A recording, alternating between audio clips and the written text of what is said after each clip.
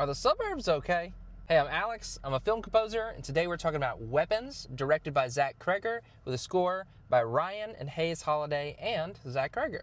If you know anything about Zach Cregger's last film, Barbarian, you know that it is just a constant head fake from scene to scene. It never goes where you think it's going to go, which means that the film is chock full of spoilers, chock full of twists. I can't give you much of a plot synopsis. The main thing you should know is at 2:17 a.m., all the kids from one class at an elementary school just disappear in the middle of the night. Well, they don't disappear. You actually see them running away on Ring cameras. The vibe of this film really reminds me of a lot of the earlier Shyamalan films or maybe some of the Stephen King adaptations, in that the plot is certainly the main focus. By the end of the film, there's kind of a neat bow tied on things, and I wouldn't say that that's necessarily through a giant exposition dump. Weapons is a lot less about the intellectual musings that you're going to have about the film and a lot more about the journey of experiencing the film. Subsequent viewings would definitely have some diminishing returns. Now let's talk about the score for Weapons, because this is actually one of my favorite scores of the year. Zach Cregger has stated that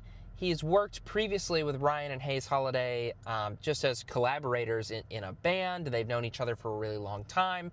They have a very strong cinematic and musical bond. Those types of strong collaborative relationships are sometimes hard to come by and take a lot of fostering. One of my favorite things about the score is that it works in tandem with the non-linear structure of the film. The film has chapters that center on characters, and those characters and their scores have distinctive personalities for each chapter. For instance, when we get to James's chapter, James has this very cool 4-on-the-floor electronic drum machine, analog, crushed drums, crushed bass feeling that is very distinct from the rest of the score. But there's also times, like in the final act of the film, where we're focused on Gladys, that there is this mind-melting, moaning, descending synth sound that just is kind of an out-of-body noise that I think works very well with her character and is also extremely distinct to just her. That's not to say that there's not some thematic elements to the score. Harp melodies that are played throughout. There's these percussive elements that we'll hear over and over and over again. Just in general, I found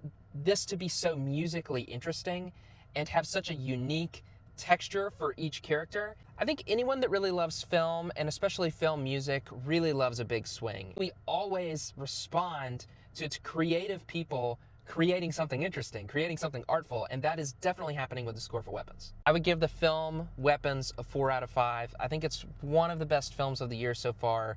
I would give the score to Weapons a 4.5 out of 5. It's near perfect. If you'd like to hear more of my film hot takes, you can check me out on